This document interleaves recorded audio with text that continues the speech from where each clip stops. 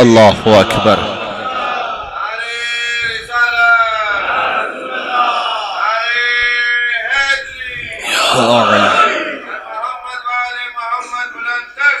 اللہم صلی علی محمد.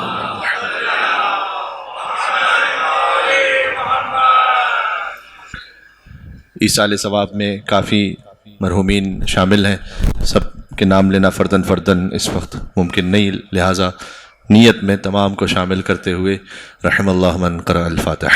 بسم اللہ الرحمن الرحیم. الحمد للہ رب العالمین الرحمن الرحیم مالک یوم الدین ایاک نعبد و ایاک نستعین اهدنا الصراط المستقیم صراط الذین انعمت علیہم غیر المغضوب علیہم ولا الضالین. ان اللہ وملائکتہ یصلون علی النبی یا ایھا الذین آمنوا صلوا علیہ وسلموا تسلیما. صلی اللہ. اعوذ باللہ من الشیطان الرجیم.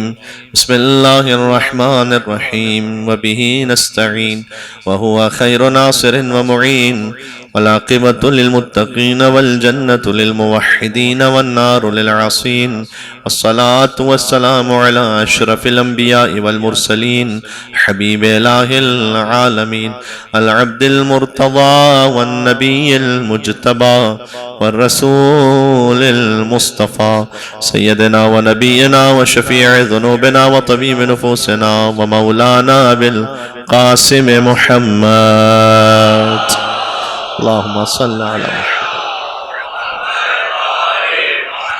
وعلى آله الطيبين الطاهرين المعصومين المظلومين المنتجبين المنتخبين الميامين سيما بقية الله في الأرضين الذين أذهب الله عنهم الرجس وطهرهم تطهيرا. محمد وعلى محمد. اللهم صل وسلم وزد وبارك على صاحب الدعوة النبوية والصولة الحيدرية والعصمة الفاطمية والحلم الحسنية والشجاعة الحسينية والعبادة السجادية والمآثر الباقرية والآثار الجعفرية والعلوم الكاظمية والحجج الرضبية والجود التقوية والنقاوة النقوية والهيبة العسكرية والغيبة الإلهية. صلوات بر محمد و محمد.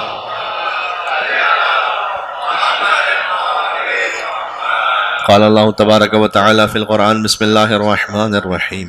ومن آياته أن خلق لكم من أنفسكم أزواجا لتسكنوا إليها وجعل بينكم مودة ورحمة إن في ذلك لآيات لقوم يتفكرون. نعرہ صلوات.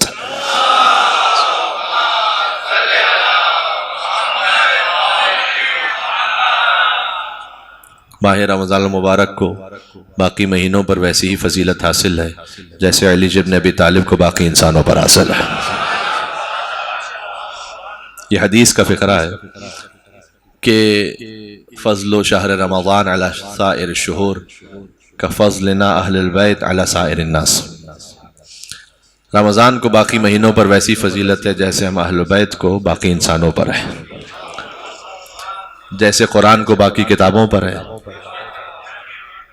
جیسے شبہ قدر کو باقی راتوں پر ہے، ویسے ہی رمضان کو باقی مہینوں پر ہے. تو رمضان المبارک کی یہ ساعتیں ہیں اور جس میں اللہ کا خاص کرم یہ ہے کہ سانس لینا تسبیح ہے، سونا عبادت ہے. اب غور فرمائیے گا، انما الاعمال بالنیات کی حدیث ہر سامع کے ذہن میں عمل کا دار و مدار نیت پر ہے. اب نیت کے ساتھ نماز پڑھیں گے تو وہ نماز ہے، نیت کے ساتھ روزہ رکھیں گے تو وہ روزہ ہے. سانس لینے میں کوئی نیت نہیں کر رہا ہوتا. غور فرمائیے گا، سانس لیتے ہوئے کوئی خاص نیت نہیں کی جا رہی ہوتی کہ میں سانس لے رہا ہوں قربتاً اللہ. اگر سانس لینے میں انسان نیت کی شرط ہو جائے تو اس کے علاوہ کوئی کام کر ہی نہیں سکے گا انسان. تو یہ تو بائی ڈیفالٹ اللہ نے انسان کی تخلیق میں رکھا ہے کہ اس کو زندہ رہنے کے لیے سانس لینا ضروری ہے. آپ یہاں تشریف فرمائیں، مجلس سماعت فرما رہے ہیں، لیکن خود بخود ناخدا کا سانس لے رہے ہیں. اللہ سبحانہ وتعالیٰ کا کرم یہ ہے کہ ماہ رمضان المبارک میں وہ عمل کے جو غیر اختیاری عمل ہے اس پر بھی اللہ نے ثواب رکھا ہوا ہے.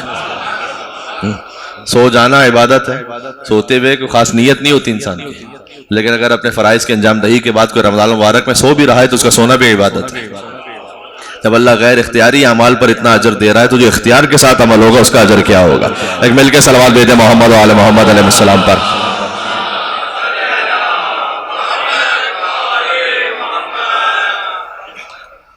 اللہ عز و جل نے قرآن کریم میں سورہ روم کی آیت ہے، اور مجلس کی مناسبت آپ کے ذہن میں شب 10 رمضان ہے، اور اسلام نام ہی دو باتوں کا ہے، یا ختیجہ کے مال کا یا ابو طالب کی آل کا۔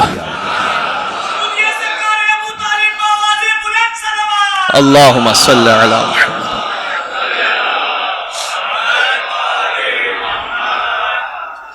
پورا اسلام بی بی خدیجہ الکبریٰ سلام اللہ علیہا کے گھر میں ہے۔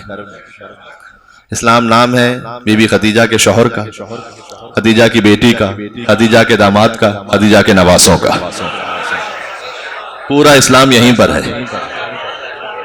تطہیر خدیجہ کے لیے اور کہوں کیا، جس گھر میں رہی اس کے افراد بھی معصوم، تمام معصوم ہستیاں ہیں جو بی بی خدیجہ الکبریٰ سلام اللہ علیہا کے گھر میں ہیں۔ تطہیر خدیجہ کے لیے اور کہوں کیا، جس گھر میں رہی اس کے افراد بھی معصوم، اور یہ سارے زمانے میں خدیجہ کا شرف ہے کہ اولاد بھی معصوم ہے، داماد بھی معصوم۔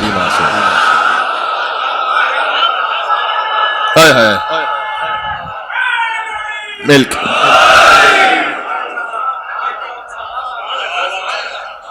دیکھیں، ایک ایک فقرہ وہ ہے کہ جس کے پس منظر میں ایک پوری تاریخ ہے، لیکن باتیں کچھ آ جائیں اور آپ بزرگان تشریف فرما ہے، قدیمی مومن ہے، ہم نے اپنی گودیوں سے یا علی یا حسین کہنا سیکھا ہے، تو کسی تفصیل میں جانے کی غالباً ضرورت نہیں، فقط اشارہ ہی کافی ہے کہ مومنین کی ماں ہونا اور ہے اور معصوموں کی ماں ہونا اور ہے،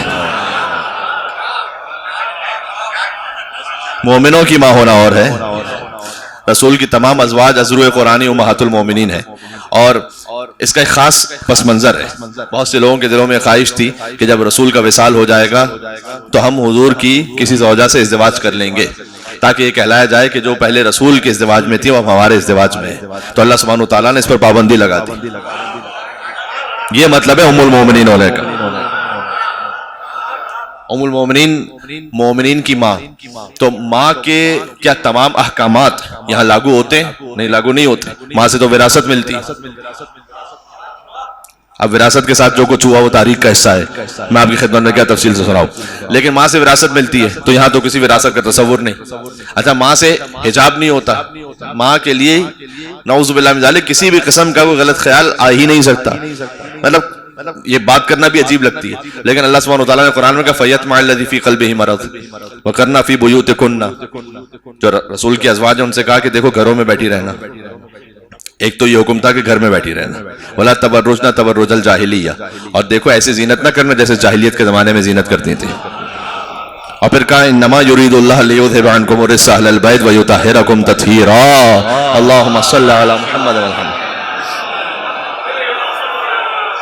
یعنی ازواج رسول کو تنبیہ فرمائی اور اہل بیت کی فضیلت بیان کی۔ اور یہ بزرگ علماء اہل سنت نے لکھا، آپ جانتے ہیں اس بات کو کہ جب یہ آیت نازل ہوئی تھی تو 6 مہینے تک حضور مکرم تشریف لاتے تھے فاطمہ زہرا سلام اللہ علیہا کے دروازے پر، اور کھڑے ہو کر اس آیت کو پڑھتے تھے کہ انما یرید اللہ لیذھب عنکم الرجس اہل البیت ویطہرکم تطہیرا، اور پھر کہتے تھے السلام علیکم یا اہل بیت النبوہ، اے نبوت کے اہل بیت آپ پر سلام ہو۔ تب سوچنے کی بات یہ کہ حضور کسی نہ کسی گھر سے آ رہے تھے اور جاتے تھے بی بی فاطمہ کے در پر، اور یہاں کھڑے ہو کر سلام کرتے تھے۔ یعنی حضور نے اپنے عمل سے سمجھایا ہے کہ جہاں سے آ رہا ہوں وہ اہل بیت نہیں ہے، جہاں جا رہا ہوں وہ اہل بیت۔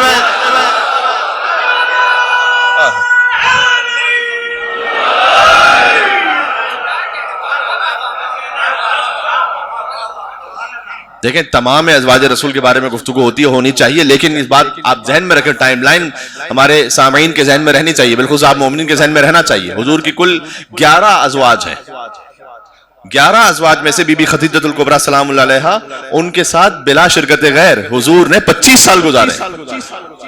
25 سال حضور کا ازدواج رہا ہے بی بی خدیجہ الکبریٰ سلام اللہ علیہا کے ساتھ، اور جب تک بی بی حضور کے ازدواج میں رہی ہیں حضور نے کوئی اور عقد نہیں فرمایا، جیسے کہ مولا امیر المومنین علی بن ابی طالب علیہ السلام نے جب تک بی بی فاطمہ زہرا سلام اللہ علیہا ان کے ازدواج میں ہے تو کوئی اور عقد نہیں فرمایا۔ یہ فضیلت یا ماں کی ہے یا بیٹی کی ہے، یا خدیجہ الکبریٰ کی ہے یا فاطمہ زہرا کی ہے سلام اللہ علیہما، کہ کوئی اور ازدواج نہیں فرمایا۔ حضور مکرم نے بی بی خدیجہ کبریٰ سلام اللہ علیہا کی وفات کے بعد 3 سال مکہ میں رہے. اس کے بعد اللہ سبحانہ وتعالیٰ نے حکم دیا کہ نہیں اب ہجرت فرما لیجیے, اب یہاں مکہ رہنے کے قابل نہیں رہا.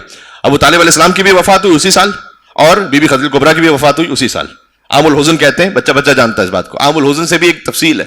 لوگ ہم سے پوچھتے ہیں کہ جناب حسین علیہ السلام کی شہادت ہو گئی, چلے آپ شہادت تو مناتے ہیں, 2 مہینے 8 دن کا غم اتنا لمبا کیا ہے؟ حضور نے اپنے عمل سے سمجھایا کہ اگر غم بڑا ہو تو 2 مہینے 8 دن کیا, پورا سال بھی غم کا سال ہو سکتا ہے. عام الحزن پورا سال غم کا سال ہے, عام الحزن قرار دیا. اس کے بعد ہجرت فرمائی, اللہ کے حکم سے ہجرت فرمائی.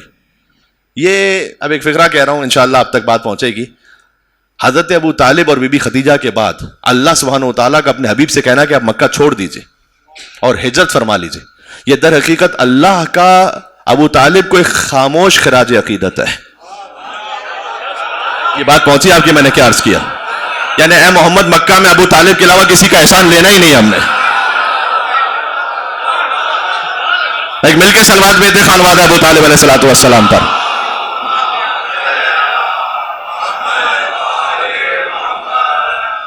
آپ پر احسان ہوگا یا خدیجہ کا ہوگا یا ابو طالب کا ہوگا, اس کے علاوہ اللہ کو کسی کا احسان قبول ہی نہیں. لہذا یہ 2 محسنان اسلام ہیں. حضرت خدیجہ سلام اللہ علیہ نے یہ جو احسانات ہیں ان میں سے ایک یہ مال کا احسان تو ہے ہی, قربانی کا احسان تو ہے ہی, ان کی اولاد قربان ہوتی رہی حضور مکرم صلی اللہ علیہ وسلم پر, ان کے دین پر, یہ تو احسان ہے ہی. لیکن خود رشتہ ازدواج میں بھجوایا حضور مکرم کو بی بی خدیجہ نے. لیکن دنیا کا دستور یہ ہے کہ لڑکے کی جانب سے رشتہ نکاح جو پیغام ہے وہ جائے. معمولاً یہ ہوتا ہے کہ لڑکے والے پیغام بھجواتے ہیں اور لڑکی والے سے قبول کرتے ہیں. لیکن بی بی خدیجہ ہیں عرب کی سب سے مالدار خاتون, ملکۃ العرب ہے, تو اگر حضور رشتہ بھجوائیں تو لالچ کا الزام آ جائے گا یا نہیں؟ بات کا جو مورخ ہے اور مستشرق ہے وہ تو اس بات کو بڑے اطمینان سے لکھے گا اور بڑے طنز کے ساتھ لکھے گا کہ محمد نے اس لیے شادی کا پیغام بھجوایا کہ خود تو مفلس تھے اور وہ تھی سب سے مالدار خاتون. یہ خیال بھی نہ آنے پائے. بی بی خدیجہ الکبریٰ نے خود رشتہ بھجوایا کہ وہ ازدواج کرنا چاہیں, اس سے پہلے میں ازدواج کرنا چاہتی ہوں, میں شادی کرنا چاہتی ہوں. تو بی بی خدیجہ الکبریٰ نے ازدواج کے لیے اپنا رشتہ خود بھجوایا اور حضرت ابو طالب علیہ السلام نے خطبہ نکاح پڑھا. یہاں آپ کسی بھی مسلمان سے کہیے ان کے بیٹے کا بیٹی کا ازدواج ہو, آپ کہیں جناب مبارک ہو, کس پنڈت نے اکرام سے پڑھوایا آپ نے, کس ہندو سے مندر میں پڑھوایا نکاح؟ وہ کہیں کہ جناب آپ کا دماغ خراب ہو رہا ہے, ہم نے مسجد میں نکاح پڑھوایا, مسلمان ہے. اچھا آپ کا نکاح تو مولوی صاحب پڑھیں گے, محمد کا نکاح کوئی کافر پڑھے گا یہاں پر؟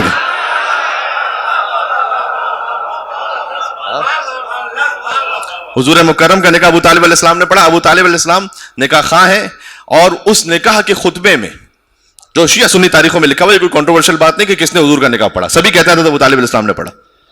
اس خطبہ نکاح میں انہوں نے فرمایا فإن المال ظل زائل, مال چلتی پھرتی چھاؤں کی طرح, آج کسی کے پاس ہے کل کسی کے پاس ہے. تو میرا بھتیجا مال کی خاطر نہیں شادی کر رہا ہے. فإن له نبأ عظیم, نبا ہی سے ہے نبی, میرے بھتیجے کے پاس ایک عظیم خبر ہے اللہ کی جانب سے.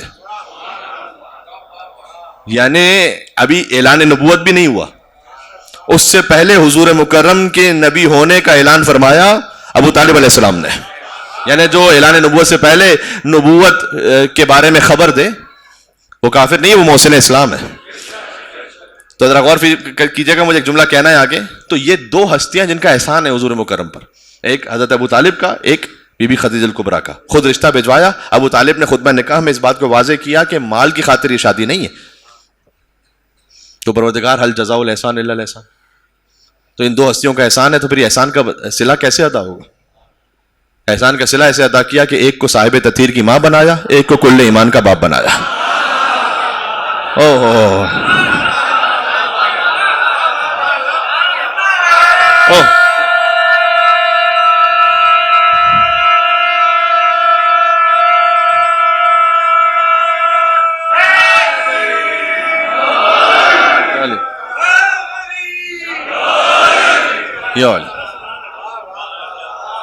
اور سورہ ضحیٰ ہمیشہ آپ کے ذہن میں رہے, والضحیٰ واللیل اذا سجی ما ودعک ربک وما قلی وللآخرۃ خیر لک من الاولی ولسوف یعطیک ربک فترضی الم یجدک یتیما فآوی. 2 قسمیں کھانے کے بعد اللہ سبحانہ وتعالیٰ نے کہا ہے کہ دن کی روشنی کی قسم, رات کی تاریکی کی قسم. جب تاریکی چھا جائے، ما ودعک ربک وما قلی، ہم نے کبھی نہ آپ کو تنہا چھوڑا نہ کبھی اکیلا چھوڑیں گے.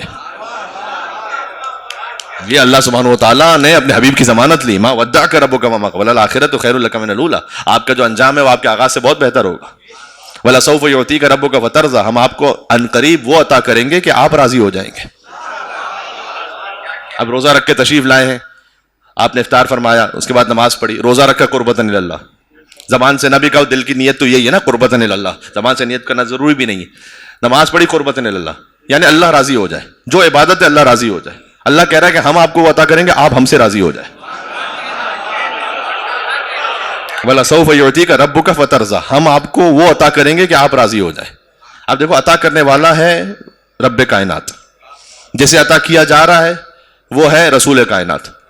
تو کچھ ایسا عطا ہو کہ اللہ کہے کہ ہم نے آپ کو وہ عطا کیا کہ آپ راضی ہو جائیں. سورہ ضحیٰ نازل ہوا، اس کے 2 سال بعد، پونے 2 سال بعد تقریباً، اللہ سبحانہ و تعالیٰ نے سورہ کوثر نازل فرمایا. اِنَّا أَعْطَيْنَاكَ الْكَوْثَرَ، ہم نے آپ کو خدیجہ کی بیٹی کے ذریعے سے وہ عطا کر دیا، ہم نے آپ کو فاطمہ دے کر کوثر عطا فرما دی. اِنَّا أَعْطَيْنَاكَ، ہم نے آپ کو عطا کیا.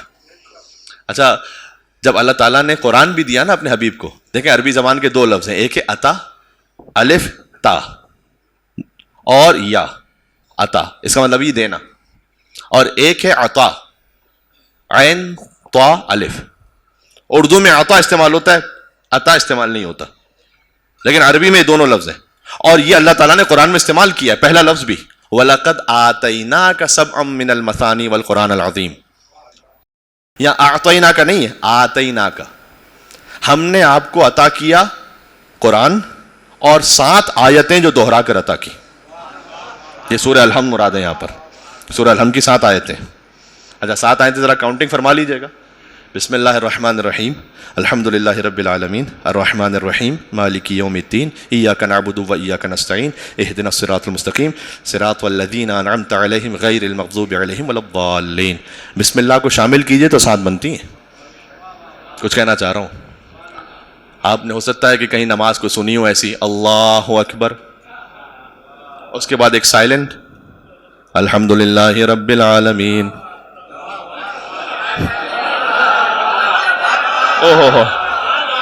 میں مل کے صلوات بھیجیں محمد و آل محمد علیہ السلام پر.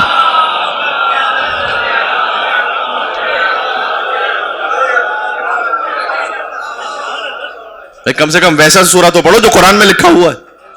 آتیناک سبعا من المثانی، 7 وہ کہ جو دہرا کر، اس لیے کہ سورہ الحمد مکہ میں الگ نازل ہوا، مدینہ میں الگ نازل ہوا. دیکھیں قرآن کا مہینہ ہے، قرآن کی بہار کا، تو کچھ دقائق قرآنی آپ کی خدمت میں حاضر ہو جائیں گے اور ثواب میں ہم بھی شریک ہو جائیں گے، انشاءاللہ آپ تک بات پہنچ جائے گی. تو اللہ سبحانہ و تعالیٰ نے اس لیے کہا کہ 7 دہرا کر عطا کی آیتیں، کیونکہ مکہ میں الگ نازل ہوا سورہ الحمد، مدینہ میں بعد میں پھر نازل ہوا، تو ہم نے 2 مرتبہ آپ کو عطا کیا یہ 7 آیتیں. 7 آیتوں میں بسم اللہ الرحمن الرحیم شامل ہے. سوال ہے ان مسلمانوں سے کہ جو اللہ اکبر کے بعد بسم اللہ کو چھوڑ کر سورہ الحمد شروع کرتے ہیں، وہ 6 آیتیں پڑھیں، 7 نہیں پڑھ رہے. وہ سورہ الحمد مکمل نہیں ہو رہا جب تک کہ بسم اللہ کو نہ پڑھ دیا جائے. اور یاد رکھیے گا کہ بسم اللہ کو سب سے پہلے جس نے نماز سے نکالا تھا وہ کون تھا؟ حاکم شام نے، اللہ جانے کیا اس کو تکلیف تھی بسم اللہ سے، اس نے بھی بسم اللہ کو چھوڑ کر سورہ الحمد کو پڑھا نماز میں. اور بعد میں جب صحابہ کرام نے اس سے کہا سرقتم نسیتا، کیا بھول گیا ہے یا چوری کی ہے بسم اللہ کی؟ کیا تو بھول گیا ہے چوری کی؟ اس سے دوبارہ زبردستی نماز پڑھوائی کہ بسم اللہ کے ساتھ سورہ الحمد پڑھو. اور پھر تاریخ میں لکھا ہوا ہے کہ مجبوراً الحمد کے ساتھ اس نے بسم اللہ کو پڑھا صحابہ کرام کے اصرار پر، لیکن اگلی سورہ میں پھر بسم اللہ کو چھوڑ دی. یعنی اس ایک شخص کی سنت کو باقی رکھنے کے لیے سلسلہ جاری و ساری رہا کہ بسم اللہ کو چھوڑ دیا جائے، جبکہ قرآن میں اللہ سبحانہ وتعالیٰ نے کہا کہ ہم نے 7 دہرا کر عطا کی. اچھا ان 7 کی ایک تعویل بھی ہے، ایک ظاہر ایک باطن ہے. بات سے بات نکلتی جائے گی، وقت بھی محدود ہے، کیونکہ امام نے فرمایا کہ نحن واللہ سب المثانی، خدا کی قسم وہ 7 دہرا کر جو عطا کیے گئے وہ ہم ہیں. اب کوئی سلسلہ مجالس ہو تو اس بات کو تفصیل سے بیان کیا جائے. قرآن کا ایک ظاہر ہے، پھر اس کا باطن ہے، یعنی ایک تفسیر ہے، ایک تعویل ہے. تفسیر وہ ہے کہ جو آپ کو لغت سے سمجھ میں آ جائے گی، لیکن تعویل وما یعلم تعویلہ الا اللہ والراسخون فی العلم. قرآن کی تعویل اللہ نے خود سورہ آل عمران میں کہا کہ یا اللہ جانتا ہے یا وہ کہ جن کے سینوں میں علم راسخ ہو چکا ہے. قرآن کی تعویل ہر ایک نہیں سمجھ سکتا کہ تعویل کیا ہے، اس لیے کہ قرآن کا باطن میرے موڈ سے طے نہیں ہو سکتا. مجھے مزاج اچھا لگ رہا ہے تو پھر یہ ہے. قرآن کے باطن کے لیے سادہ الفاظ میں کہوں تو قال الباقر اور قال صادق چاہیے. اس کے بغیر قرآن کا باطن نہیں طے ہوگا کہ قرآن کی تعویل یہ ہے. سورہ نمل میں اللہ تعالیٰ نے کہا کہ ہم نے شہد کی مکھی کی طرح وحی کی ہے کہ وہ پھولوں سے رس حاصل کرے، اور جب وہ رس حاصل کر لے تو اس کے شکم میں ایک مائع بنتا ہے، مختلف الوان ہو. میں نے آیتوں کا سلسلہ ایک چھوڑ دیا، درمیان کی آیت پڑھتا ہوں. مختلف الوان ہو، جس کے رنگ مختلف ہوتے ہیں. فی شفاء للناس، اس شہد میں انسانوں کے لیے شفا ہے. اس کا ظاہر ہے شہد میں انسانوں کے لیے شفا ہے، مومنوں کے لیے نہیں خالی، مسلمانوں کے لیے نہیں خالی. جو بھی انسان شہد کو استعمال کرے اس کے لیے شفا ہے یا نہیں؟ مولا نے فرمایا شہد کا ظاہر وہ ہے جو تم جانتے ہو، باطن ہے ہوا علم علی ابن ابی طالب. پتہ نہیں کتنی بات میری پہنچ رہی ہے. شہد کا باطن ہے علی ابن ابی طالب کا علم کہ جو انسانوں کے لیے شفا ہے. ہاں، اب یہ جو باطن ہے یہ امام کے کلام سے طے ہوگا. اچھا، یہ جو امام، اللہ اکبر، یعنی مولا علی علیہ السلام کا علم انسانوں کے لیے شفا ہے، خالی مسلمانوں کے لیے نہیں. ابھی جو لوگ ہم سے آ کے کہتے ہیں نا کہ اگر مولا علی کے تعلقات ان سے اتنے برے تھے تو وہ مسئلہ پوچھتے تھے تو علی بتاتے کیوں تھے؟ کچھ کہہ رہا ہوں میں، او ہو ہے میرے ساتھ یا نہیں یہ بتانے. بھائی وہ کیوں بتاتے تھے پھر علی مسئلہ؟ تو میں آپ سے سوال یہ ہے کہ اگر فرعون اتنا ہی برا تھا تو اللہ رزق کیوں دیتا تھا اسے؟ مجھے کسی تاریخ میں بتلائیے کہ فرعون نے خدائی کا دعویٰ کیا تو اللہ نے رزق بند کر دیا، کل سے تمہارا کھانا پینا بند. اس لیے کہ اللہ رب المسلمین نہیں ہے، رب العالمین ہے. علی امام المسلمین نہیں ہے، امام العالمین ہے. ہاں، بات واضح ہو رہی ہے. تو یہ ظاہر اور باطن واضح ہوا. اس طرح سے امام نے فرمایا کہ خدا کی قسم ہم وہ سات ہیں کہ جو دوہرا کر عطا کیے گئے. اب ظاہر ہے سورہ الحمد، باطن امام نے کہا ہم وہ سات ہیں. شیخ عباس قمی جنہوں نے مفاتیح الجنان لکھی ہوئی، انہوں نے احسن المقال کتاب لکھی ائمہ علیہ السلام کے حالات پر. اس میں ساتویں امام کے حالات میں اس بات کو لکھا ہے کہ آپ دیکھیے کہ سات جو دوہرا کر عطا کیے گئے وہ کون ہیں. 14 ہستیاں ہیں، 14 میں نام 7 ہیں جو دوہرا کے عطا ہوئے ہیں. کاش میری بات پہنچ سکے. گن لے نام. ہے میرے ساتھ آپ جانے. محمد ہیں، علی ہیں، فاطمہ سلام اللہ علیہ، حسن ہے، حسین ہے. پھر مولا زین العابدین، یہ تو لقب ہے، نام علی ہے وہ جو دوہرا کے عطا ہوا ہے. پھر باقر لقب ہے، محمد وہی نام جو دوہرا کے عطا ہوا ہے. جعفر اور موسیٰ، یہ 7 نام ہو گئے. پھر علی رضا لقب، علی وہی جو دوہرا کے عطا ہوا ہے. محمد تقی لقب، محمد وہی جو دوہرا کے عطا ہوا ہے. علی النقی لقب، علی وہی جو دوہرا کے عطا ہوا ہے. حسن عسکری لقب، حسن وہی جو دوہرا کے عطا ہوا ہے. اور آخری تو وہ کہ جس کا نام بھی حضور کے نام پر ہے. حضور نے فرمایا کہ ان کی کنیت بھی میری کنیت پر ہے، اور وہ دنیا کو عدل و انصاف سے ویسے پر کر دے گا جیسے دنیا ظلم و جور سے بری ہوگی. تو ہستیاں ہیں 14، نام وہ 7 ہیں جو دوہرا کے عطا ہوئے. ہائے ہائے ہائے ہائے ہائے. اب سمجھ میں آئے، امام نے کہا ہم وہ 7 ہیں جو دوہرا کے عطا کیے گئے. جناب مشیر لکھنوی صاحب کے جو شاگرد تھے جناب مرزا دبیر رحمۃ اللہ علیہ کے، انہوں نے یہ مصرے لکھے تھے اسی خاطر کہ تو اپنے ایک جام پہ نازا ہے ساقیہ. ہائے ہائے. کسی قوم کو کوئی 1 لیٹر مل جائے تو اسی کا ذکر کرتے رہتے ہیں صدیوں تک. تو اپنے ایک جام پہ نازا ہے ساقیہ، 14 پلانے والے ہیں. شرابن طہورا کی بات ہو رہی ہے. یہ 14 پلانے والے ہیں، پرواہ ہے مجھ کو کیا. اور بتلائے اگر تجھے بھی وہ شرابن طہورا چاہیے ان حجت خدا کے ہاتھوں سے، تو 14 پلانے والے ہیں، پرواہ ہے مجھ کو کیا. اور بتلائے دیتا ہوں تجھے میں خانوں کا پتہ، اور بتاؤ کازمین و خراسان و سامرا. او ہو ہے میں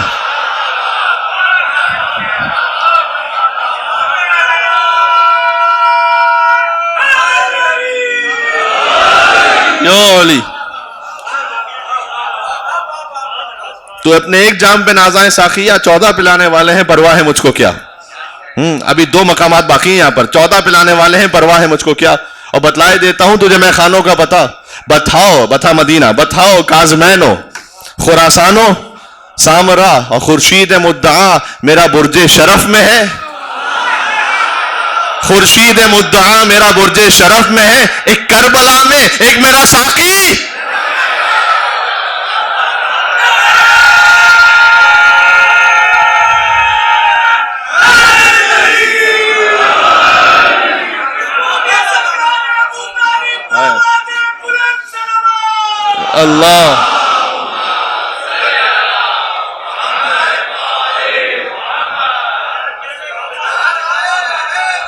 یا علی.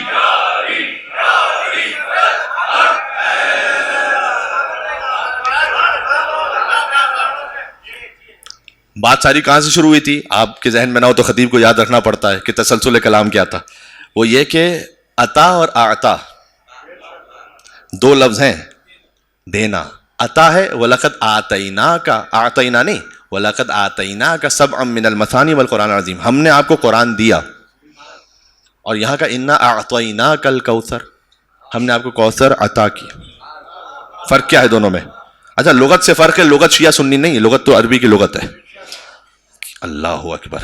عطا کہتے ہیں اس دینے کو جو استحقاق کے مطابق دیا جائے، اور اعطا کہتے ہیں عطا اس دینے کو کہ جو استحقاق سے بڑھ کر دے دیا جائے. جب اللہ نے قرآن دیا کہ آپ کے استحقاق کے برابر دیا ہے ہم نے، جو آپ کا حق تھا وہ پورا دیا ہم نے. لیکن جب فاطمہ عطا فرمائی،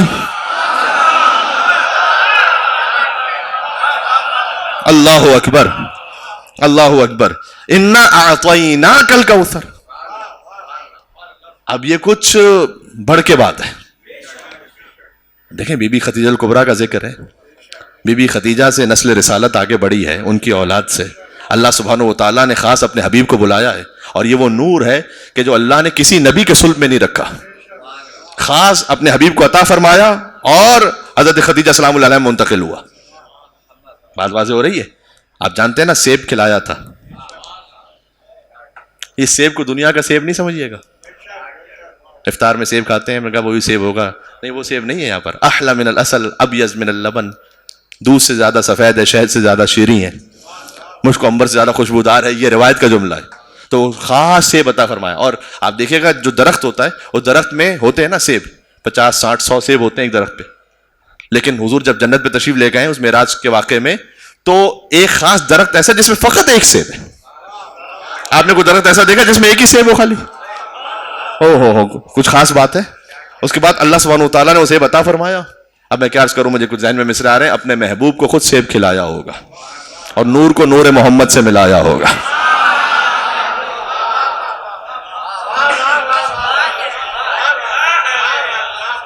تو تیری آمد کی خبر سورہ کوثر میں بیان کر کے رنجیدہ محمد کو ہنسایا ہوگا. اور تیری تخلیق سے پہلے ہی خدا تعالیٰ نے، سیدہ کی تخلیق سے پہلے تو ایک ہی ہستی ہیں، پھر تیری تخلیق سے پہلے ہی خدا تعالیٰ نے تیرا ہم پلہ، تیرا کف بنایا ہوگا. اور تیرے قابل اسے ہر طور زمانہ سمجھے، اس کی آمد کے لیے کعبہ سجایا ہوگا. ہو ہے میرے ساتھ آپ؟ اس کی آمد کے لیے کعبہ سجایا ہوگا اور اس کے درجات زمانے کو بتانے کے لیے شاہ کونین نے ہاتھوں پہ اٹھایا ہوگا. علی مولا.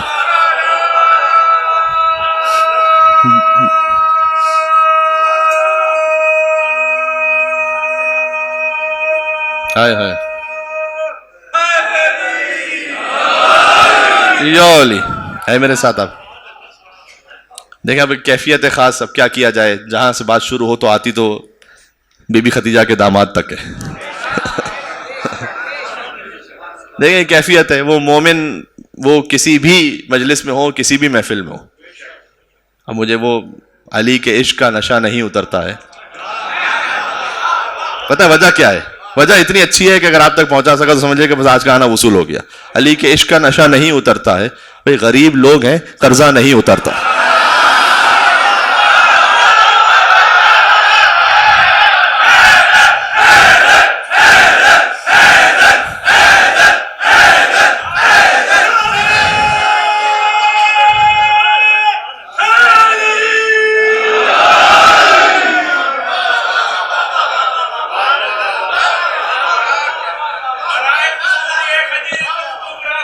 سبحان اللہ. مل کے صلوات بھیجیں. اللہم صلی علی.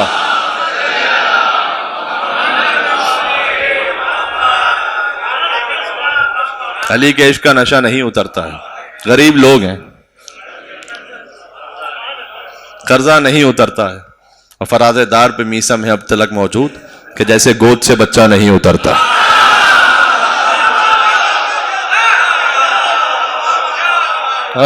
اللہ اکبر، اللہ اکبر. بات واضح. تو اس کیفیت میں حضرت خدیجہ سلام اللہ علیہ، جو میں بات کر رہا تھا بات مکمل کر کے بس آہستہ آہستہ اختتام تک آؤں، کہ اللہ سبحانہ وتعالیٰ نے اپنے حبیب سے کہا وَلَسَوْفَ يُعْطِيكَ رَبُّكَ فَتَرْضَىٰ، ہم آپ کو عطا کریں گے وہ کہ جس سے آپ راضی ہو جائیں. اور پھر خدیجہ سلام اللہ علیہ کے گھر میں فاطمہ عطا فرمائی اور کہا اِنَّا أَعْطَيْنَاكَ الْكَوْثَرَ، ہم نے آپ کو عطا کر دیا کوثر. وَلَسَوْفَ يُعْطِيكَ رَبُّكَ فَتَرْضَىٰ، اس کے بعد احسانات کو یاد کیا کہ الم یجد کا یتیمن فآوا، سینکڑوں مرتبہ کی سنی ہوئی آیت ہے کہ استفادہ کرنا بات تمام ہو جائے گی، کہ آپ یتیم تھے تو کیا میں نے نہیں پالا آپ کو؟ اللہ تو خود پالنے کے لیے آیا نہیں تھا، وسیلہ تھے ابو طالب. اچھا مجھے پورے قرآن میں بتلائیے گا کہ اللہ نے کسی کافر کے عمل کو اپنا عمل کہا ہو. ہو میں آپ سے اطمینان کے ساتھ کہہ رہا ہوں، ایک چھوٹے سے طالب علم ہونے کی حیثیت میں، اللہ نے حضرت نوح علیہ السلام کے کسی بھی عمل کو اپنا عمل نہیں کہا. مجھے بتلائیے اگر کہا ہو تو. حضرت ابراہیم علیہ السلام، موسیٰ علیہ السلام، عیسیٰ علیہ السلام، کسی نبی کے عمل کو سوائے مصطفیٰ صلی اللہ علیہ وسلم کے کسی نبی کے عمل کو اللہ نے اپنا عمل نہیں کہا. اللہ نے 4 ہی تو ہیں کہ جن کے عمل کو اپنا عمل کہا ہے. پورے قرآن میں 4 ہیں جن کے عمل کو اللہ نے اپنا عمل کہا ہے. پہلی آیت ہے سبحان الذی اسریٰ بعبدہ لیلا من المسجد الحرام الی المسجد الاقصی الذی بارکنا حولہ لنریہ من آیاتنا. سبحان ہے وہ پروردگار جو لے گیا اپنے بندے کو. لے کر گئے تھے جبریل، اللہ نے کہا میں لے گیا. سید الملائکہ، اللہ نے جبریل کے کام کو اپنا کام کہا. وما رمیت اذ رمیت ولکن اللہ رمی. یہ جو کنکریاں پھینکی ہیں یہ آپ نے نہیں پھینکی، اللہ نے مصطفیٰ کے عمل کو اپنا عمل کہا. اللہ نے ابو طالب کے عمل کو اپنا عمل کہا. آپ یتیم تھے میں نے پالا. اللہ نے خدیجہ کے عمل کو اپنا عمل کہا. وَوَجَدَكَ عَائِلًا فَأَغْنَىٰ، آپ مفلس تھے میں نے غنی بنایا. 4 ہستیاں ہیں کل قرآن میں کہ اللہ نے ان کے عمل کو اپنا عمل کہا ہے، یا سید الملائکہ کے عمل کو، یا سید الانبیاء کے عمل کو، یا ابو طالب کے عمل کو، یا حضرت خدیجہ کے عمل کو. تو اگر ابو طالب کا موازنہ کرنا ہے نا تو 9 مسلموں کے ساتھ نہ کرو، یا جبریل سے کرو یا مصطفیٰ سے کرو. ان کے عمل کو اس مقام پہ رکھو کہ اللہ نے ان کے عمل کو اپنا عمل کہا. آپ یتیم تھے میں نے پالا، آپ تنگ دست تھے میں نے آپ کو غنی بنایا. سبحان اللہ. بات واضح ہو گئی. تو 2 ہستیوں کا احسان ہمیشہ حضور مکرم پر، اور حضور مکرم ہمیشہ یاد کرتے رہے. بی بی خدیجہ سلام اللہ علیہا کی جو دوست تھی، بی بی کی وفات کے بعد انہیں خاص حضور قربانی کر کے گوشت خاص بھجوایا کرتے تھے بی بی خدیجہ کے نام کا. اور ائمہ علیہ السلام نے بھی اس احسان کو ایسے یاد رکھا. اب غور فرمائیے گا، آپ شروع کیجئے زیارت وارثہ سے، آ جائیے دعائے نطبہ تک. کون سا ایسا ذکر ہے جس میں اہل بیت نے بی بی خدیجہ کا ذکر نہ کیا ہو؟ یعنی ائمہ کے لیے وجہ تعارف ہے فاطمہ کی ماں بی بی خدیجہ الکبریٰ سلام اللہ علیہا. السلام علیکم یا وارث آدم صفوت اللہ، یا وارث نوح النبی اللہ، یا وارث ابراہیم خلیل اللہ، یا وارث موسیٰ کلیم اللہ، یا وارث عیسیٰ روح اللہ، یا وارث محمد حبیب اللہ. سب کو زیارت یاد ہے نا؟ اے آدم علیہ السلام کے نوح، ابراہیم، موسیٰ، عیسیٰ علیہ السلام، اے محمد مصطفیٰ صلی اللہ علیہ وسلم کے وارث آپ پر سلام ہو. پھر ابنیت کا ذکر، السلام یبن محمد المصطفیٰ، یبن علی المرتضیٰ، یبن فاطمہ الزہرا، یبن خدیجہ الکبریٰ. امام حسین کے لیے وجہ تعارف ہے بی بی خدیجہ الکبریٰ. آپ شروع کیجئے زیارت وارثہ سے، آ جائیے یبن خدیجہ الغراء دعائے ندبہ تک. امام زمانہ کو کہا اے خدیجہ کے بیٹے. یہ احسان یاد کیجئے گا آپ. سبحان اللہ. اور امام زین العابدین جب خطبہ دیں دربار شام میں تب بھی خدیجہ الکبریٰ کو یاد کریں. دیکھیں اہل بیت علیہ السلام میں چند ہستیاں ایسی ہیں کہ اہل بیت نے انہیں اتنا بار بار یاد کیا کثرت کے ساتھ. ایک حضرت حمزہ ہیں، ایک جعفر طیار ہیں، اللہ اکبر، اور ایک بی بی خدیجہ الکبریٰ ہے. اہل بیت علیہ السلام کا دائرہ بس یہاں پر سمٹ جاتا ہے. حضرت حمزہ، حضرت جعفر طیار. جعفر طیار ابو طالب کی اولاد ہے. 4 بیٹے اللہ نے عطا کیے، طالب، عقیل، جعفر، علی. اور 4 کا اپنا مقام ہے. اب کل ایک مقام پہ میں تفصیل سے اس کو پڑھ چکا ہوں تو لہٰذا یہاں نہیں دہراؤں گا، لیکن کم سے کم ایک بات کہہ دوں.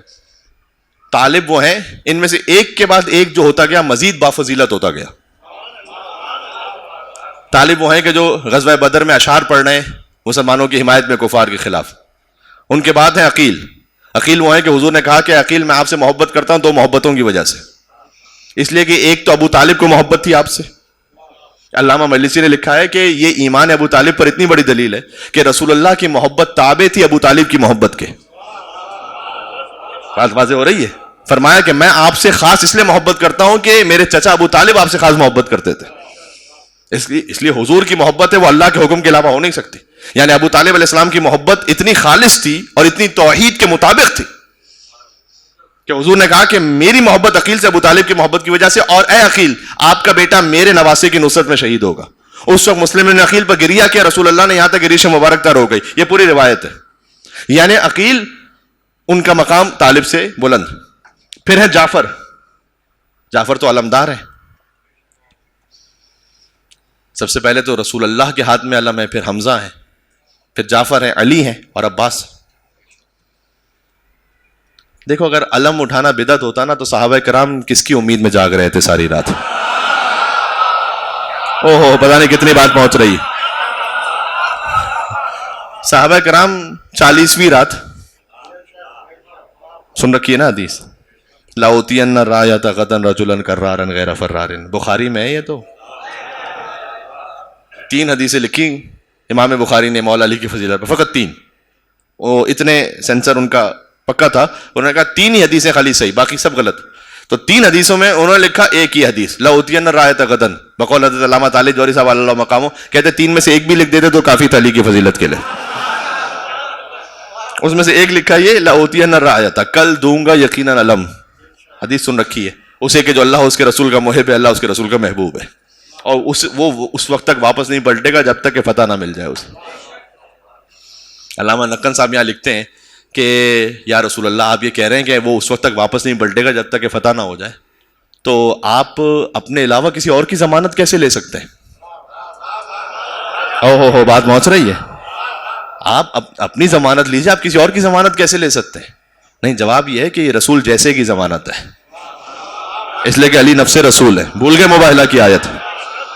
اچھا آگے کہتے ہیں کہ لَأُوتِيَنَّ, اب میں کل دوں گا علم, یقیناً میں دوں گا. 3 تاکیدیں, لام تاکید, اوتینہ نون تاکید ثقیلہ. یقیناً یقیناً یقیناً میں کل دوں گا علم. اتنی لطافت ہے اس جملے میں, کاش پہنچا سکوں. کہتے ہیں لَأُوتِيَنَّ کے لفظ سے حضور نے سمجھایا ہے کہ اب تک جو علم دیا تھا وہ میں نے نہیں دیا تھا. اوہ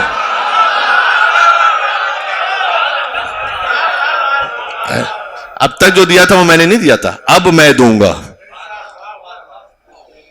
یہ وہ ہے علم جس کو پیغمبر نے اٹھایا. میر انیس کس فخر سے حمزہ سے دلاور نے اٹھایا, ہاتھ آیا شرف جب اسے جعفر نے اٹھایا, وہ اٹھ گئے دنیا سے تو حیدر نے اٹھایا.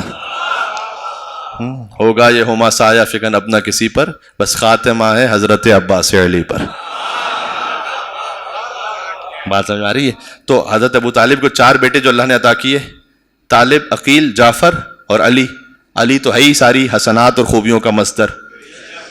تو میر انیس رحمۃ اللہ لکھتے ہیں, کسی اور مناسبت سے انہوں نے لکھا ہے, میں یہاں استفادہ کر رہا ہوں.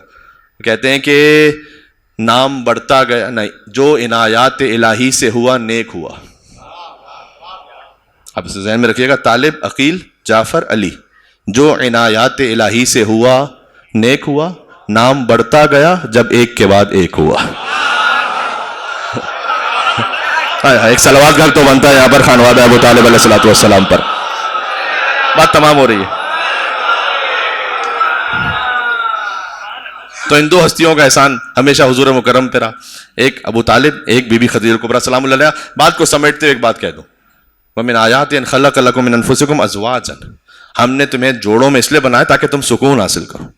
صحیح مسلم کی روایت ہے, کانا یسکن الیہ, رسول اللہ کی زندگی کا سکون تھا وجود بی بی خدیجہ سے. صحیح مسلم ہی کی روایت ہے کہ جب جبریل نازل ہوتے تو رسول اللہ سے یہ کہتے کہ اللہ کے ناموں میں سے ایک نام سلام ہے, وَيَقْرَأُ عَلَيْكَ السَّلَامُ, اور اللہ سلام بھجوا رہا ہے, سلام بھجوا رہا ہے آپ تک, اور اللہ کا سلام آپ بھجوائیے گا حضرت خدیجہ تک. اب زمانہ ہم سے یہ نہ پوچھے کہ تم بی بی خدیجہ کو سلام اللہ علیہا کیوں کہتے ہو. جن پر اللہ کا سلام ہو، ہم سلام اللہ علیہا نہ کہیں گے تو پھر کیا کہیں گے؟ بات واضح ہو گئی عزیزوں. تو بی بی خدیجہ کبریٰ تک اللہ نے سلام بھجوایا.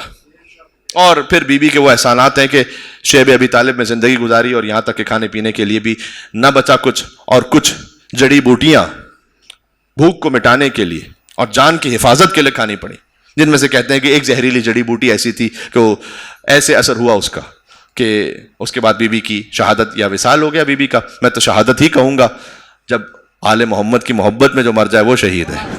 تو آل محمد کی جدہ ہیں بی بی خدیجہ الکبریٰ سلام اللہ علیہا. آل محمد میں سے ہر ایک کا سلسلہ جا کر جوڑتا ہے بی بی خدیجہ تک. سبحان اللہ. تو اگر اس ایک مجلس سے یہ ایک درس بھی ہو جائے،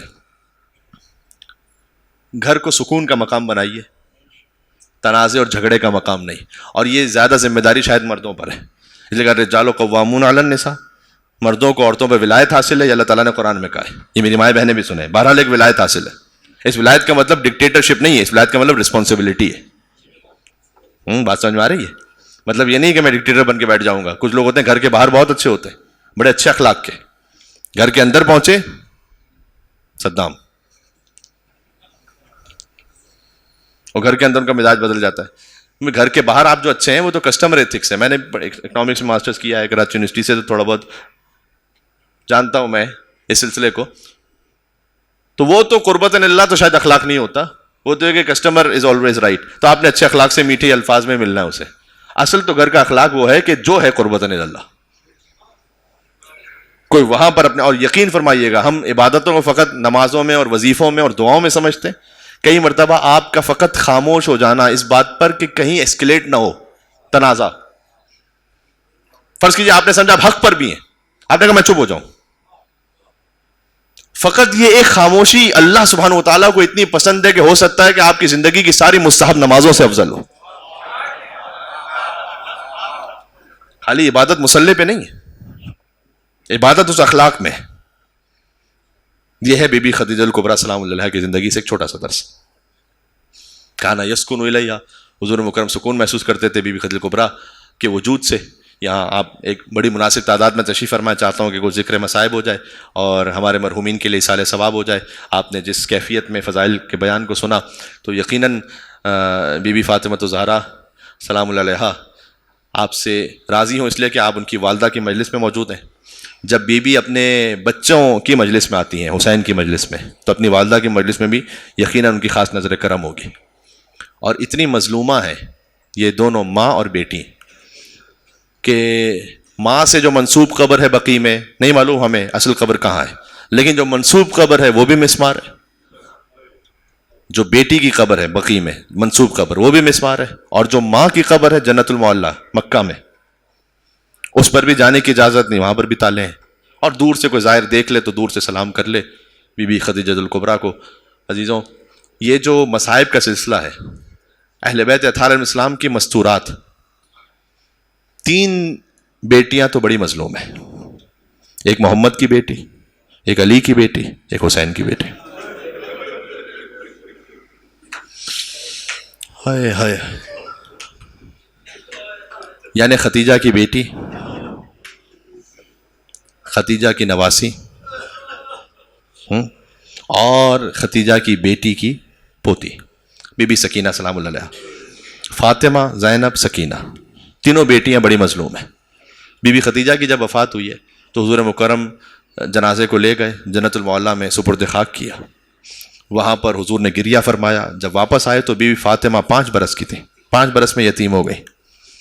اتنا شدت سے گریہ فرما رہی تھی، امی امی کہہ کر، ہائے میری ماں، ہائے میری ماں. ہاتھوں کو جوڑ کے عرض کروں گا کہ اے بی بی، مصائب آپ کے خانوادے کی کہیں اور مثال نہیں ملتی، ملتی ہے تو پھر اسی خاندان میں ملتی ہے. بہرحال رسول اللہ نے تسلی دی بی بی فاطمہ کو. کاش کوئی سکینہ کو بھی تسلی دینے والا ہوتا. کہیں تاریخ میں نہیں ملتا کہ کسی یتیمہ کو ایسے تماچے مارے گئے ہوں. ہائے ہائے ہائے. حضرت یحییٰ علیہ السلام اور امام حسین کی شہادت میں بڑی شباہت ہے. دونوں کا سر کاٹا گیا، دونوں کا سر دربار میں پیش کیا گیا۔ بڑی شباہتیں ہیں کہ یحییٰ علیہ السلام کی شہادت کے بعد آسمان خون کے آنسو رویا، امام حسین کی شہادت کے بعد بھی 10 شباہتیں لکھی ہیں علامہ جعفر شوستری نے خصائص الحسینیہ میں، لیکن میں نے کہیں نہیں پڑھا کہ یحییٰ کی شہادت کے بعد ان کی بیٹی کو تماچے مارے گئے ہو۔ یہ فقط حسین ابن علی کا مقدر ہے کہ حسین کی بیٹی کو ایسے سلام کیا جائے کہ اس مظلومہ پر سلام کہ جس کے رخساروں کا رنگ بدل گیا۔ آج فاطمہ کی یتیمی کی رات ہے۔ یتیم شرعی اور یتیم فقہی تو کسی اور معنی میں ہے، لیکن بہرحال ماں کا سایہ جس کے سر سے اٹھ جائے وہ یقیناً یتیم ہے۔ اور جب ختیجہ جیسی ماں ہو، فاطمہ جیسی بیٹی ہو، اور یہی مصائب واپس تکرار ہوئے کہ جب بی بی فاطمہ دنیا سے رخصت ہوئی تو پھر بی بی زینب 5 برس کی ہے۔ روایت میں نے بعض خطبہ سے اور علماء سے سنی ہے کہ بی بی فاطمہ نے فرمایا تھا کہ زینب وہ صندوق لے آنا جو اس حجرے میں رکھا ہوا ہے، اور اس صندوق کو جب بی بی زینب لے کر آئیں 5 برس کی تھیں تو کفن نکالا بی بی فاطمہ نے۔ کون سی ایسی ماں ہوگی جو 5 برس کی بیٹی کو کفن دکھلا رہی ہو اپنا؟ ہیں آپ گریے کے لیے تشریف لائیں، کہا اے بیٹی یہ وہ کفن ہے جو اللہ نے جنت سے بھیجا، یہ آپ کی والدہ کا کفن ہے، جب میں دنیا سے چلی جاؤں تو اپنے بابا کو یہ کفن دے دیجیے گا تاکہ مجھے یہ کفن دے دے۔ اس کے بعد ایک اور کفن نکالا کہ یہ آپ کے بابا علی مرتضیٰ کا کفن ہے۔ پھر ایک اور کفن نکالا کہ یہ آپ کے بھیا حسن مجتبیٰ کا کفن ہے۔ اچھا یہ سارے کفن بی بی زینب کو کیوں دے رہی ہیں؟ وجہ وہی ہے کہ بی بی ہے ام المصائب، بی بی زینب کو پنجتن میں سے ہر ایک کی شہادت کو دیکھنا ہے، لہٰذا اپنا کفن بی بی زینب کو دیا۔ 21 رمضان مولا علی کی شہادت کا دن آنے والا ہے نا، گریے کے لیے۔ اللہ اکبر۔ اہل بیت علیہ السلام کے خانوادے میں کون سا ایسا مقام اور مہینہ ہے کہ جو خوشی کے ساتھ گزر گیا ہو؟ کہیں نہ کہیں کوئی غم کی کیفیت ہے۔ تو مولا علی کا کفن بھی دیا بی بی زینب کو، امام حسن کا کفن بھی دیا بی بی زینب کو۔ اب آپ گودیوں سے یا حسین سنتے ہیں اور سیکھتے ہیں، تو جب آپ کے ذہن میں سوال ہے تو بی بی زینب کے ذہن میں نہیں آیا کیا؟ شریکت الحسین نے فرمایا کہ اماں آپ کا کفن بھی جنت سے آیا ہے، بابا علی کا کفن بھی جنت سے آیا ہے، بھیا حسن مجتبیٰ کا کفن بھی جنت سے آیا ہے، تو اماں میرے حسین کی کیا خطا ہے؟ حسین کا کفن کیوں نہیں جنت سے آیا؟ اب زبان حال پڑھو تو گویا بی بی نے کہا حسین کو کفن نصیب نہ ہو سکے، دائیں طرف کے گھوڑے حسین کے جسم پر بائیں طرف دوڑ گئے، بائیں طرف کے گھوڑے دائیں طرف دوڑ گئے، حسین کا لاشا پامال ہوتا رہا۔ ایک بہن تلے زینبیہ سے دیکھتی رہی اور فرماتی رہی صلی علیک ملائکۃ السماء، اے نانا آپ کے بدن پر ملائکہ نے نماز پڑھی، وہذا حسین المرمل بالدماء، یہ آپ کا حسین ہے جو خون میں غلطہ ہے، مقطع الاعضاء جس کے اعضاء کٹتے جا رہے۔ آخر میں 2 جملے سن لیجئے گا۔ ہر مصیبت کے اختتام امام حسین کی مصیبت پر ہے، لا یوم کا یومک یا ابا عبداللہ، اے حسین جیسے آپ کے مصائب کا دن ہے کسی کے مصائب کا دن نہیں، یہ امام حسن علیہ السلام نے فرمایا تھا۔ دیکھو ہم جب سلام کرتے ہیں نا امام حسین کو، تو امام حسین کو کہتے ہیں السلام علی الحسین وعلی علی ابن الحسین وعلی اولاد الحسین وعلی اصحاب الحسین، ایسے ہی سلام کرتے ہیں نا۔ لیکن جب امام زمانہ سلام کرتے ہیں زیارت ناحیہ میں، تو وہ حسین کے جسم کے ایک ایک حصے کو الگ الگ سلام کہتے ہیں، ان لبوں پر سلام جو پیاس سے خوش ہو، ان دانتوں پر سلام جن پر چھڑی ماری جا رہی، اس انگشت پر سلام کے جسے کاٹ دیا گیا، اس سر پر سلام جسے لوکے نیزہ میں بلند کیا گیا، ان اعضاء پر سلام جسے جسم سے جدا کیا گیا۔ یا ابا عبداللہ الحسین، آپ کے لبھائے مبارک پر سلام، آپ کے دندان مبارک پر سلام، آپ کے اعضاء پر سلام، آپ کے سر مطہر پر سلام۔ امام کہتے ہیں ان رخساروں پر سلام کہ جن پر خاک پڑی ہوئی تھی۔ اللہ اکبر۔ عزیزوں بات تمام ہو گئی، اور میں چاہتا یہ ہوں چونکہ میری اس عزا خانے میں یہاں رمضان میں ایک ہی مجلس ہے، پھر بہرحال کسی اور مقام پر بھی جانا ہے خدمت کے لیے، تو ایک ذکر کم سے کم ہو جائے، کم سے کم مولا علی علیہ السلام کے لیے ایک ذکر ہو جائے جو شہید ہے ماہ رمضان ہے، ایک ذکر میں کر دوں۔ اے مولا حسین، ایک اللہ اکبر، مولا علی ابن ابی طالب علیہ السلام سے ہاتھوں کو جوڑ کے کہوں کہ مولا آپ کے سر اقدس پر بھی سجدے میں ضربت لگی، حسین کا سر بھی سجدے میں قلم کیا گیا۔ فرق یہ کہ جب علی کے سر پر ضربت لگی تو علی نے سر خود اٹھایا تھا سجدے سے، حسین نے خود سجدے سے سر نہیں اٹھایا تھا، حسین کا سر لوکے نیزہ پر بلند ہوا تھا۔ علی کے سر پر ضربت لگی فرق اقدس پر، تو مولا علیہ السلام کچھ دیر کے لیے غشی کے عالم میں گئے، اور جب آنکھیں کھولی تو دیکھا کہ حسن موجود ہیں اور کچھ صحابہ موجود ہیں، لیکن حسین نظر نہیں آتے۔ کہا بیٹا حسن، حسین کہاں پر ہے؟ کہا بابا وہ آپ کے قدموں سے لپٹ کر وہاں شدت سے گریہ فرما رہے ہیں۔ حسین کی میری تقریر کا آخری جملہ ہے، آج ہی سے اگر اپنے آپ کو مولا علی پر گریہ کے لیے آمادہ کر دو، انشاءاللہ 19 رمضان تک یہ جملہ یاد رہے گا۔ حسین کو بلایا اور بلا کر کہا کہ بیٹا صبر کرنا، یہ دیکھو دادا ابراہیم کھڑے ہیں، یہ دیکھو اسماعیل کھڑے ہیں، یہ کیا کہیں گے کہ حسین کا بیٹا تھا اور صبر نہ کر سکا۔ اللہ اکبر نا، یہ فرمایا مولا علی علیہ السلام نے کہ دیکھو یہ نانا رسول اللہ موجود ہیں، یہ جعفر طیار موجود ہیں، یہ سب آئے ہیں مجھے لینے کے لیے، یہ کیا کہیں گے کہ علی کا بیٹا تھا اور صبر نہ کر سکا۔ بس یہ سنت دوبارہ دہرائی گئی کہ جب حسین نے اپنے جوان کے کلیجے سے برسی کا پھل کھینچا، کربلا میں علی اکبر کا لاشا ہلنے لگا، کہا بیٹا صبر کرنا، یہ دیکھ دادا ابراہیم کرے، یہ دیکھ دادا اسماعیل کرے، یہ کیا کہے گا حسین کا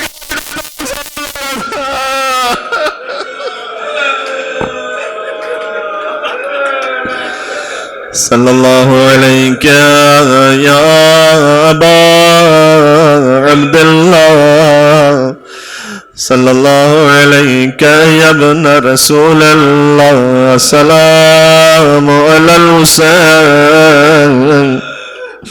جب افطار کے موقع پر پانی کو دیکھیں کہ چند گھنٹوں کی پیاس ہوتی ہے، لیکن پیاس کی سلام اس حسین پر جو 3 دن تک پیاس، سلام حسین پر جس کے چھوٹے چھوٹے بچے تھے، سلام اس حسین پر کہ جو اپنے 6 ماہ کے بچے کو لے کر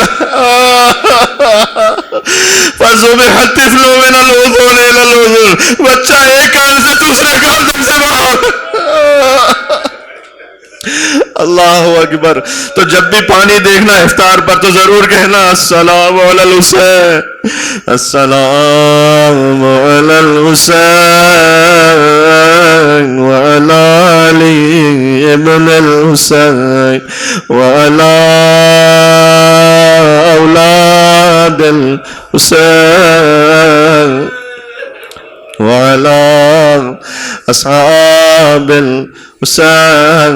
آپ مومنین ہیں تو مجھے بار بار یہ جملے کہیں نہ کہیں آتے ہیں، مولا کی جانب سے آتا ہے، ہم کہتے ہیں نا والا اولاد الحسین، حسین کی اولادوں پر سلام۔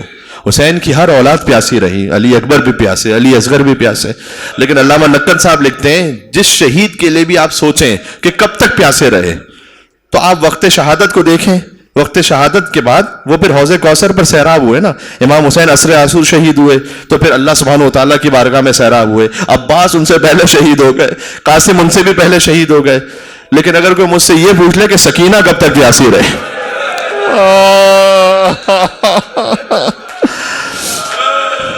راہ کوفہ اور شام میں کون سی ایسی منزل تھی جہاں سکینہ پیاسی نہ رہے؟